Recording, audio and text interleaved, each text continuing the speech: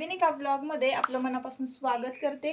तुम्हाला आजचा दिवस सुखाचा, आनंदी आणि आरोग्यदायी जावो। तुम्ही जी काही स्वप्न पाहिली असतील ती सगळी स्वप्न तुमची पूर्ण होत।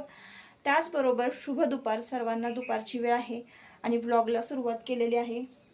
टम अशी भाकरी बघा छान फुगलेली आहे। इतकी फुगते की नाही भाकरी, अगदी टमटमीत, म्हणजे बघा ना काट सुद्धा काही शिल्लक राहत नाही, इतकी टमटमीत भाकरी फुगते, अगदी फुग्यासारखी।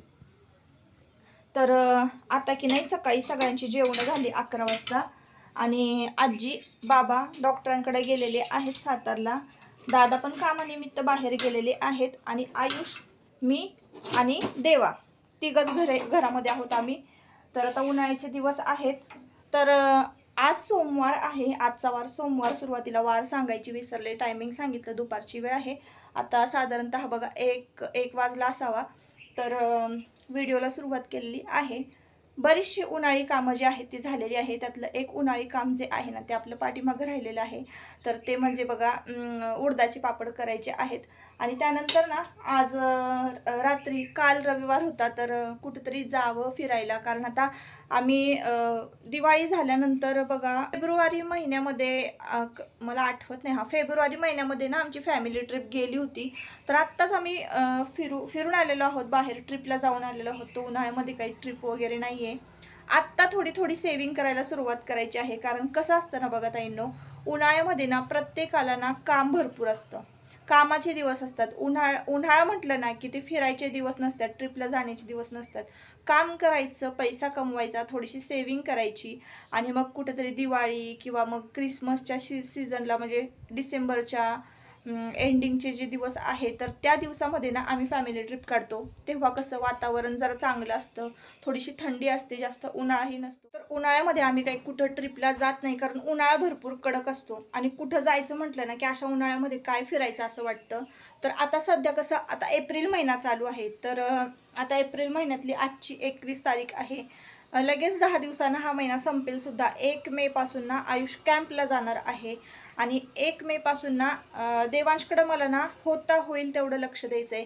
कारण यावर्षी कसं झालं, मी अभ्यासाकडे त्याच्या लक्ष देतच होते, पण तो रायटिंगमध्ये इतका कंटाळा करतो की नाही, इतका म्हणजे इतका स्लो आहे ना रायटिंगमध्ये। तर स्पेशली थोडंसं जास्त लक्ष देऊन मला देवांशचा जो अभ्यास आहे तो पूर्ण करून घ्यायचा आहे मला एका महिन्यामध्ये, मे महिना। आणि मे महिना संपला की लगेच जून लागतो, मग खरेदी चालू होते शाळेची आणि अशा बऱ्याचशा गोष्टी ज्या आहेत की पावसाळा सुरू होण्याआधी त्या घरामध्ये भरून ठेवावं लागतात, तिकडं लक्ष द्यावं लागतं। तर या सगळ्या गोष्टी, तर उन्हाळा आपला जो आहे तो असा जातो। त्यामुळं उन्हाळ्यामध्ये कुठंही ट्रिप वगैरे नसते किंवा आम्ही जात नाही। तर असं असतं उन्हाळी रुटीन। उन्हाळी कामं झालेली आहेत, फक्त एक काम राहिलेलं आहे ते म्हणजे उडदाचे पापड। तर तेही आता मी करून घेणार आहे, पण त्याआधी ना भरपूर उन्हाळी काम जे केलेलं आहे ना तेच ठेवायला जागा नाही। तुम्ही जर बघितलं ना इकडं इतका पसारा झालेला आहे ना ताईंनो, इकडं भांडी, परत ते उन्हाळी काम ठेवलेलं पण, म्हणजे केलेलं ठेवायला पण जागा नाही आहे। आणि कसं आहे, जसं जसं मला जमल का नाही तसं तसं मी काम पण करते, थोडंसं व्हिडिओ शूट पण करते, व्हिडिओ एडिटिंग पण करते। आणि तेवढ्यातून पण मला थोडासा जर वेळ मिळाला तर मी माझे स्वतःचे ब्लाऊज शिवत असते। तर बघा कालपासून आहे ना 2 ब्लाऊज माझे शिवून झालेले आहेत। तिकडे बघा मी हा एक ब्लाऊज शिवला आणि हा एक ब्लाऊज जो आहे ना त्याचे स्लीव्ज ज्या आहेत त्या स्टिच करायचे राहिलेले आहेत। तर चोळीसारखा आहे तो ब्लाऊज। तर असं थोडं मी हे काम करत असते। आता हे जे आहे ना सगळा पसारा मला आटपायचा आहे पहिल्यांदा। तर आता हे 10 दिवस जे आहेत ना त्या 10 दिवसामध्ये घरातलं सगळं काम करून घेणार आहे। तर हे भांडे वगैरे जे आहेत, ही संपूर्ण जी मांडणी आहे ना, तर ती मी आजच्या आज ना कुठल्याही परिस्थितीमध्ये सगळे डबे घासून घेणार आहे, स्वच्छ करणार आहे, बघणार आहे की नक्की काय काय किराणा माल घरामध्ये आहे। कारण उन्हाळ्यामध्ये काय झालेलं आहे, हरभऱ्याची डाळ बनवून ठेवलेली आहे आणि मुगाची डाळ बनवून ठेवलेली आहे, त्यानंतर हळद वगैरे, बेसन पीठ हे सगळं तयार करून ठेवलेलं आहे। तर घरामध्ये कुठल्या गोष्टी आहेत आणि कुठल्या गोष्टी विकत घ्यायच्या ना हे सगळं बघायचं आहे। ज्या गोष्टी आहेत ना त्या गोष्टी व्यवस्थित ठेवायच्या आहे आणि काही ज्या डाळी आहेत ना मागच्या वर्षीच्या त्याला ऊनसुद्धा दाखवून ठेवायचं आहे। तर ह्या सगळ्या गोष्टी आहेत। असो, जास्त बोलत नाही, आता व्हिडिओला सुरुवात केलेली आहे तर व्हिडिओ कंटिन्यू करा। तर ताईंनो, आता ना आज माझी आई आलेली आहे आणि व्हिडिओमध्ये तुम्हाला आई दिसत असेल। तर फायनली व्हिडिओमध्ये आई आलेली आहे. तर झालं असं की तिचं काही काम असल्याशिवाय ती इकडे येत नाही. तिचं माहेर इथलंच आहे, कुसगाव, म्हणजे वाईच्या जवळच मी जिथे राहते तिथे, पण कामानिमित्तच ती येते. तर मामांचं वर्ष श्राद्ध होतं ना, त्या निमित्तानं ती आली होती. आणि मग तिचं म्हणजे दोन्ही नातवांना भेटून होईल म्हणून मी तिला आवर्जून बोलवलं. ती आता येतही नव्हती, म्हणजे तिला तिचं पुढचं काम असतं ताईंनो हातावर. म्हणजे आता आमची परिस्थिती कशी आहे तुम्हाला एक थोडक्यात सांगते की मला ना वडील नाही आहेत, त्यामुळं तिनेही मुलांचं सांभाळ करणं हे लहानपणापासून आईनं एकटीनं करत आलेली आहे. घर चालवणं, मुलांचं सांभाळ करणं, शाळा, हे सगळं ना माझ्या म्हणजे आईनं एकटीनं केलेलं आहे, छोटी मोठी कामं करून. तर म्हणजे पापड लाटायला घ्या किंवा अशी छोटी मोठी जी कामं असतात ना, अगदी घरगुती कामं, तर ते तिनं करून आम्हाला वाढवलेलं आहे. आणि अजूनही ती तेवढंच कष्ट करते. तर तिची कामं असतात काही ना काहीतरी, त्याच्यामुळं मग ती येत नाही, कामांना सुट्ट्या मारत नाही. आणि मला माहेरी जायचं म्हटलं तर मग उन्हाळ्यामध्ये ना काय होतं, माझं माहेर आहे खानदेश जळगावचं, तिकडचं धुळे साईडचं जळगाव, आणि तिकडे इतका कडक उन्हाळा असतो ना ताईंनो, तर उन्हाळ्यामध्ये तर मी जाऊच शकत नाही तिकडे, लगेचच मुलं आजारी पडतात तिकडे गेले की. त्यामुळे तिथलं वातावरण आम्हाला सूट होत नाही, त्यामुळे उन्हाळ्यामध्ये आम्ही जात नाही. आणि राहिला प्रश्न दिवाळीचा, तर दिवाळीमध्ये सुट्ट्या असतात, पण आता आयुष मोठा झालेला आहे तर त्याला नेमक्या मोजून सुट्ट्या असतात. मग भाऊबीज झाल्यानंतर मग जायचं म्हटलं, कारण लक्ष्मीपूजन झाल्याशिवाय मला घरातून बाहेर पडता येत नाही. आणि भाऊबीजेला मग आमच्या ताई येतात, तर त्यांचं पण म्हणजे त्या आल्याशिवाय आणि ओवाळून गेल्याशिवाय पण मला बाहेर पडता येत नाही. स्वयंपाक पाणी इतर सगळ्या जबाबदाऱ्या असतात. आणि मग राहिल्या सुट्ट्या तर मग अगदी थोड्याच राहतात, 2-4 सुट्ट्या राहतात. आता सांगते तुम्हाला बघा कसं की इथून वाईतून वाटरला जावं लागतं आणि वाटरवरून ट्रेन पकडून जळगावला जावं लागतं. जळगावला जायला मला एक अख्खी रात्र ट्रेनमध्ये काढावी लागते, मग मी दुसऱ्या दिवशी तिथं पोचते. मग 2 दिवस राहायचं आणि दुसऱ्या परत तिथून मग बसायचं, अख्खी रात्र ट्रेनमध्ये काढायचं आणि मग वाटारला येऊन मग वाईला यायचं. तर एवढा सगळा प्रवास असतो. राहिल्या 2-4 सुट्ट्या, 2-4 सुट्ट्या ज्या आहेत त्या पण माझ्या प्रवासामध्ये म्हणजे जातात. आणि मग राहायचं किती आणि तिथं फिरायचं किती, म्हणजे वेळच नाही, दिवसच नाही पुरत मला. त्याच्यामुळं मग माझं जाणं कॅन्सल होतं.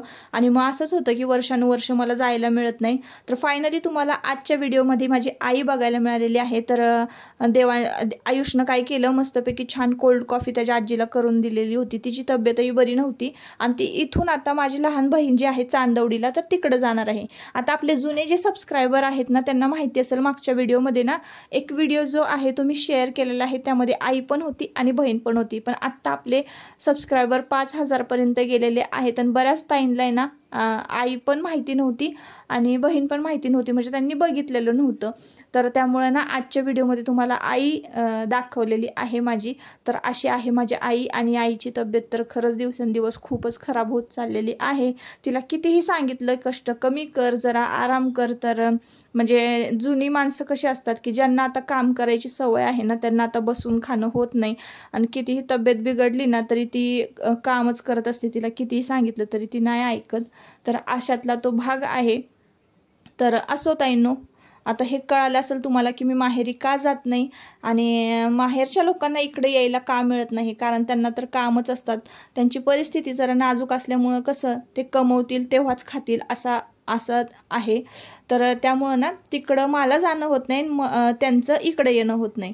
तर म्हणून तुम्हाला आजच्या ब्लॉगमध्ये लकीली मम्मीचं दर्शन झालेलं आहे. तर ज्यांना मम्मी बघायची होती ना, तर त्यांना आजच्या व्हिडिओमध्ये बघायला मिळालेली आहे, म्हणजे माझी आई. तर माझी लहान बहीणसुद्धा इथंच राहते, म्हणजे वाईपासून 20-25 मिनिटाच्या अंतरावर चांदवडी गाव आहे, तिथं तिला दिलेलं आहे. तर तिथं ती राहते. तर तिचंसुद्धा असंच म्हणजे धावपळीत असतं सगळं, शेतीचं काम, तिच्याकडे म्हशी आहेत, गुरांचं पण काम असतं, घरातलं पण काम असतं, तिचे 2 मुलं सांभाळायची. तर तिच्या पण पाठीमागं खूप व्याप असतो ना, तीसुद्धा जास्त करून इकडे माझ्याकडे येत नाही आणि मी सुद्धा तिच्याकडे जात नाही. तर असं आहे बघा. जर समजा कधी ती आलीच तर नक्कीच मी तुम्हाला एखाद्या व्हिडिओमध्ये तिचीसुद्धा भेट घडवून देईन. तर असो ताईंनो, आता ही जी वेळ आहे ना, तर मंगळवारची दुपारची वेळ आहे. तर भरपूर पसारा तुम्हाला दिसत असेल. मी डीमार्टमध्ये जाऊन आले आणि सगळा किराणा माल जो आहे तो आजूबाजूला मी तसाच ठेवला तर टीपॉयच्या आजूबाजूला. आणि त्यानंतर लाल तिखट जे होतं ना मी करून घेतलेलं मिसळलेलं, तुम्हाला तुमच्याबरोबर रेसिपी शेअरच केलेली आहे एका मागच्या व्हिडिओमध्ये. तर ते सगळं लाल तिखट ना मी चिनी मातीच्या भरणीमध्ये भरणीमध्ये भरून ठेवलं. ती भरणी 2 दिवस छान फक्त वाऱ्यामध्ये वाळवून घेतलेली आहे आणि त्यामध्ये लाल तिखट भरून ठेवून दिलं. त्यानंतर संध्याकाळची वेळ झाली, मंगळवार संध्याकाळची वेळ बरं का, दुसऱ्या दिवशीचे हे 2 दिवसाचे व्हिडिओ तुम्हाला मिळून येत आहे. तर असं थोडं थोडं शूट केलेलं होतं ना ताईंनो, पूर्ण एका दिवसाचा एक व्हिडिओ मी शूट म्हणजे करायला मला जमलंच नाही, म्हणून 2 दिवसाचा व्हिडिओ जो आहे तो तुम्हाला मिळून येत आहे. तर संध्याकाळचं नेहमीप्रमाणे रुटीन जे आहे सगळं आवरलं, दिवाबत्ती लोट झाड सगळं पूसपास व्यवस्थित आणि स्वयंपाक वगैरे झाला की लगेचच मग जेवण वगैरे झाली आमची. आणि आता हे टायमिंग आहे ना, तर जेवण वगैरे झाली होती. जेवणाची भांडी वगैरे घासून मी कट्टा जो आहे संपूर्णपणे मोकळा केला होता. आणि कालच तुम्हाला सांगितलं सकाळी, म्हणजे व्हिडिओची सुरुवातीलाच तुम्हाला सांगितलं काल सकाळी की मला ना ही भांडी जी आहेत, डबे जे आहेत ते घासायचे होते. तर एखादं काम जर ठरवलं की नाही की करायचं आहे तर काही ना काहीतरी अडचणी येतच जातात, कोणी ना कोणीतरी येतं. तर मम्मीशी गप्पा मारत बसले तर वेळ माझा बराचसा निघून गेला त्यामध्ये. तर त्यामुळे हे काम जे आहे ना ते पेंडिंग राहिलं, तर म्हटलं चला आता करून घेऊया. आता वाजलेले आहेत रात्रीचे 9:30 आणि तुमचे दादा पण ना बाहेर माल पोचतं करायला गेलेले आहेत. म्हणजे आता कोल्ड्रिंक्स वगैरे ते तुम्हाला सांगितलं की त्यांचा कोल्ड्रिंक्सचा बिझनेस आहे आणि कोल्ड्रिंक्स वगैरे ते दुकानांपर्यंत म्हणजे माल तो जो आहे तो पोहोचवतात. तर ते माल द्यायला गेले होते एका गावी. तर तिकडून यायला त्यांना ना उशीर होणार होता, म्हणजे उशीर 12 साडेबारा तरी वाजतात. तर मग म्हटलं तोवर काय करावं, आणि तोवर मी वाटही बघत म्हणजे अशीच वाट बघत बसण्यापेक्षा काहीतरी काम केलं ना तर कामामध्ये वेळ निघून जातो. म्हणून मग ठरवलं की हे जे डबे आहेत ना खूप घाण झालेले आहेत, तुम्ही पाहिली असतील, इतकी धूळ बसलेली आहे त्याच्यावर. तर उन्हाळ्यामध्ये काय होतं ना, बऱ्याच सगळ्या खिडक्या ज्या आहेत घरातल्या, भरपूर खिडक्या, तर त्या उघड्याच असतात आणि तिथून मग भरपूर धूळ येते आणि मग घरातल्या वस्तूंवर डब्यांवर बसलेली असते ना, त्यामुळे डबे जे आहेत ना ते भरपूर घाण होतात. आणि उन्हाळी कामं चालू होती, याआधी सुद्धा मला अजिबात वेळ नव्हता. उन्हाळी कामं चालू होती, शेतीची कामं चालू होती, वाळवणच सगळी म्हणजे धान्य वगैरे वाळवून ठेवायचं होतं टिपातनी भरून. बाहेरचं जे काही काम होतं ना तेच कंटिन्यू चालू होतं. त्यामुळं घराकडे किचनकडे लक्ष द्यायला मला अजिबात वेळ मिळाला नाही ताईंनो. तर म्हटलं चला आता हे जे स्टीलचे डबे जेवढे आहेत ना तेवढे हे 2 तासामध्ये आपलं हे जे काम आहे ना ते पूर्ण करून घेऊया. तेवढ्यात माझा जो वेळ आहे तोही जाईल आणि तुमचे दादाही येतील, म्हणजे वाट बघत बसावी लागणार नाही. पण तरीही सुद्धा खूप वेळ मी बाहेर वाट बघत बसले होते ताईंनो. तर असो, आता एका कमेंटचं उत्तर ना मला इथं आवर्जून द्यावंसं वाटतं. तर बघा, एक कमेंट मला मागे आली होती की ताई तुम्ही सिवलेस घालता तर तुम्हाला घरामध्ये कोणी काही बोलत नाही का? तर तुम्हाला ताईंनो मी एक सांगते, तर फॅशनचे कपडे घालणं किंवा सिवलेस कपडे घालणं हा काही गुन्हा आहे का? एखादी स्त्री जर कुठे जॉबला जात नसेल आणि घरातच काम करत असेल तर तिने व्यवस्थित राहू नये का, किंवा कुठली फॅशन फॉलो करू नये का? असं नसतं ताईंनो. आपण स्वतःला कसं ठेवतो, आपण जसं राहू किंवा जसं आपण एखाद्याला प्रेझेंट करू, आपण दिसू, तसाच समोरचा माणूस जो आहे ना तो आपल्याला एक्सेप्ट करत असतो. तुम्ही जर रोज साडीतच राहिला आणि समोरच्या माणसाने तुम्हाला साडीत बघितलं की त्याची अशी अपेक्षा असते की तिनं म्हणजे दुसऱ्या दिवशीही ती साडीच नेसेल. तर ही जी मानसिकता आहे ना समोरच्या माणसाची, तर ती बदलण्याची ताकद आपल्यामध्ये असावी. आणि आपले निर्णय जे आहेत ना ते आपल्याला ठामपणे मांडता यायला हवेत. आपल्याला काय चांगलं दिसतं हे आपल्याला कळतं, किंवा आपण कुठली फॅशन फॉलो केली पाहिजे किंवा काय घातलं पाहिजे जे आपल्या बॉडीला शोभेल किंवा आपल्याला छान दिसेल, किंवा आपल्याला म्हणजे नाही का, आपण कुठलाही एखादा ड्रेस घातला तर त्यामध्ये आपण अनकम्फर्टेबल नाही ना, असं अंग चोरल्यासारखं होत नाही ना बसताना उठताना, ह्या सगळ्या गोष्टींकडे लक्ष द्यायचं. आणि त्या पद्धतीनं आपले जे ड्रेस आहेत, आपल्या साड्या आहेत किंवा आपले कपडे आहेत त्याप्रमाणे चॉईस करायचे. आणि मला तरी असं वाटतं की कोणाला विचारायची काय गरज आहे की आपण काय घातलं पाहिजे, एवढं तरी स्वातंत्र्य आपल्याला असलं पाहिजे. आपण काय खाल्लं पाहिजे, आपण कुठं गेलं पाहिजे, एवढं तरी स्वातंत्र्य प्रत्येक गृहिणीला, प्रत्येक स्त्रीला, मग ती वर्किंग वुमन असू दे किंवा घरात काम करणारी असू दे, एवढं तरी स्वातंत्र्य आपल्याला असलंच पाहिजे. आणि मानसिकता माणसांची जी आहे ना ती मोडता आली पाहिजे आपल्याला. तर आता मी हा जो ड्रेस घातला आहे ना सिवलेस, तो थोडासा डीप सिवलेस आहे. तर तो तुम्ही बघत असाल काम करताना मला किती कम्फर्टेबल वाटतंय. गरमीचे दिवस चालू आहे आणि तो डीप सिवलेस असून सुद्धा मी किती छान पद्धतीनं हँडल करते. त्यामध्ये असं वाईट काय दिसतंय का, तो छानच दिसतोय. तर अशा पद्धतीनं जर तुम्ही तुमचे ड्रेस घरामध्ये चॉईस केले आणि समोरच्या माणसाला म्हणजे माणसाची मानसिकता जर बदलण्याचा प्रयत्न केला ना तुम्ही, मी तुम्हाला एक सांगते की घरामध्ये ड्रेसामध्ये ना मी सगळं काही घालते, स्कर्ट घालते, ड्रेस घालते, सिवलेस घालते, सिवलेस ब्लाऊज घालते. म्हणजे मी एक ती मानसिकता घरातल्यांची तयार केलेली आहे की मला ह्या गोष्टी चांगल्या दिसतात आणि त्या मी घालणार आणि मी त्या वापरणारच. तर असं असतं ताईंनो, त्यामुळं मला घरामध्ये कोणीही काहीच बोलत नाही. जेवण आटपल्यानंतर जे काही भांडे काढले होते मी स्टीलचे डबे जे घासायला, तर ते सगळे घासून झालेले आहे. कट्टा पण छान स्वच्छ चकाचक करून घेतला, माठ वगैरे थंड पाण्याने स्वच्छ धुवून भरून ठेवलेलं आहे. आणि माझी कामं आटपली. आत्ता वाजलेले आहेत रात्रीचे 1:45, तरी सुद्धा तुमचे दादा अजून आले नाहीयेत.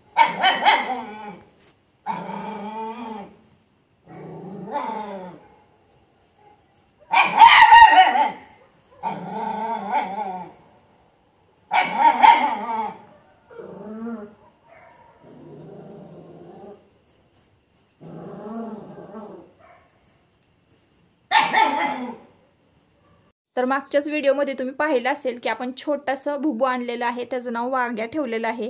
आणि वाघ्याने पहिली डरकळी फोडलेली आहे ताईंनो. म्हणजे बघा, आता रात्रीचे 1:30-2च्या आसपासचं टायमिंग आणि मी गॅलरीमध्ये बसले होते दादांची वाट बघत, तर एक कुत्रा आलं तिकडनं. तर एवढंसं ते आपला वाघ्या जो आहे ते त्या कुत्र्याला किती भुकत होता. तर सगळ्या लाईटी सगळं चालू होतं, ऑन होतं ना गॅलरीमध्ये. मी निवांत बसते, आमच्याकडे काही कशाची भीती नसते.